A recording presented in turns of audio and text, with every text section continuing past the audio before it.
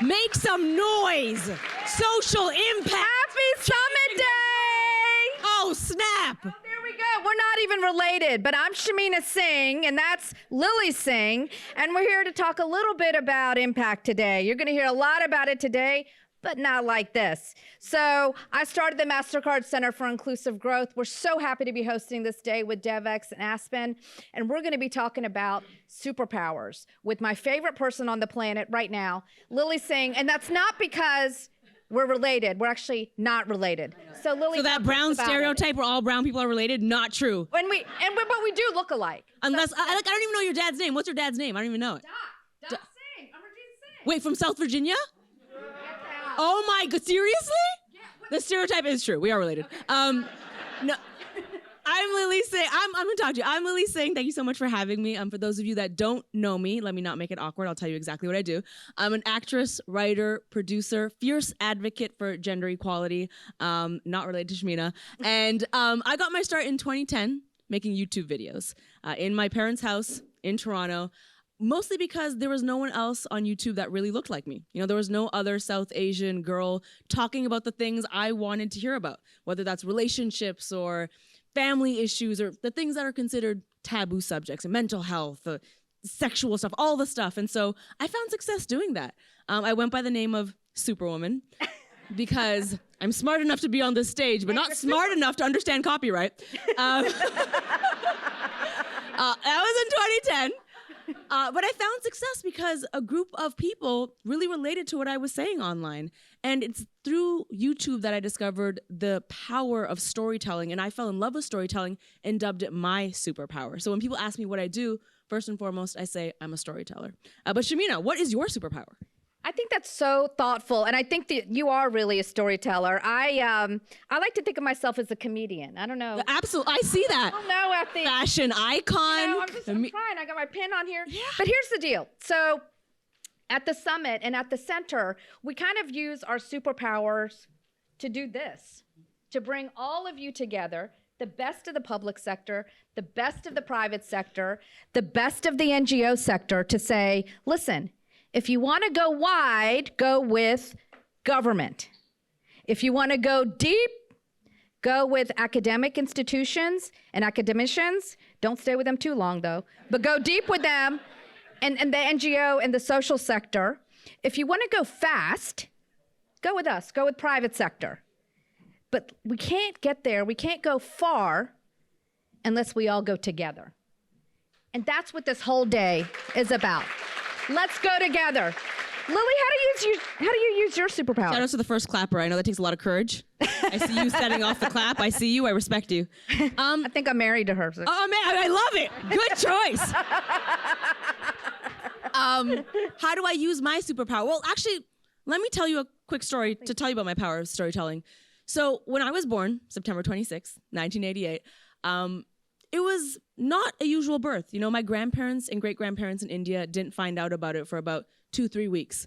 And it wasn't because there was a complication with my birth or anything went wrong. It was because I was assigned female at birth.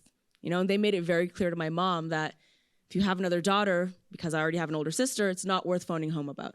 So I was dubbed a disappointment from the moment I came into this world. There was no Indian sweet sent our way. There was no phone calls.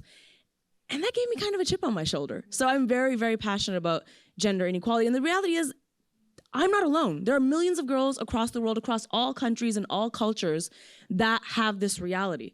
And now, I know many of you here know this, but I'll just emphasize it further. We can't change the issue of gender inequality with just money. We can't throw a bunch of money. Of course, money's great. Resources are great. But it's culture, right? Culture determines how we treat women, how we view women. And what is the patriarchy if not just a story that's been told for a really long time, right? So I believe if you change the stories, you can change the world and you can change the culture. All right, and that's why I started Unicorn Island Fund, which are these awesome pins Shamina and I are wearing. And Unicorn Island I matched my outfit to match your pin, you know by the way. Fashion icon, truly. Continue. Unicorn Island Fund is all about using the transformative power of storytelling to help the issues of gender inequality, specifically with girls in India, through addressing the taboo topic of shame. You know, shame is such an issue that trickles into all other things in life. It affects how we form social norms. It affects how girls do or do not get opportunities when it comes to education or economics. And so I really think that is what is needed. Strong storytelling is what is needed. And so that's what Unicorn Island is all about, because I'm going to break this down for you. Storytelling is not only a great intervention, it's a great tool to drive investment as well. You know, there is a group of people, younger people, that are not in this room at all. Not to say you're not young, you're all very young. But I'm saying, easy, kid. My hair may be gray, but I'm saying one of the main things I get tasked is to connect organizations and companies that have great messages and are doing important work, but they just can't reach young people. They can't reach the people required to make those solutions inclusive, because there's a huge gap. The way we talk about things is not accessible. The things we talk about in this room, the average person sitting here would be like, I have no idea what you are talking about, because I don't know the difference between Goal 5 and the G20. Like, that's the reality. It truly is. And so Unicorn Island Fund is all about bridging that gap, you know, making storytelling the bridge to make all this more inclusive, because we need everyone to be involved if we want to. We absolutely do. And listen, just about translation, you and I both have been translating for our parents since we were born. So we know how to translate and how to simplify things. But I don't think there's very many storytellers who are as powerful as you on the planet right now. So if you're not following Lilly, please follow Lilly. Plug? I get a plug? I'm just waiting for mine. So I'm not on like any of the things she's on, so you won't find me. Sham's out and about, but yeah, other than that. But if you haven't gotten involved with Unicorn Island Fund, this is the time for us to introduce it and get involved with it, because Lilly is a fantastic human being using your influence. Thank you. To do good in the world. And that's what we're all trying to do here too. Do it together. I believe so. Everyone wants to do good. They just don't know how, because this is all so intimidating. And I know this because I'm coming to these events for a lot of the first times as well. And I'm telling Shamina in every room, I'm like, what you just said, I don't understand it. And neither will a million people. I'm telling you right now. So we just need to change the way we tell stories. It is important. Well, message received, yes. Message taken. And also follow Shamina. She's great. She's amazing. She's been so supportive every step of the way. It truly walks the walk. Doesn't just talk the talk. Thank you. And you're going to hear that from a lot of people here today.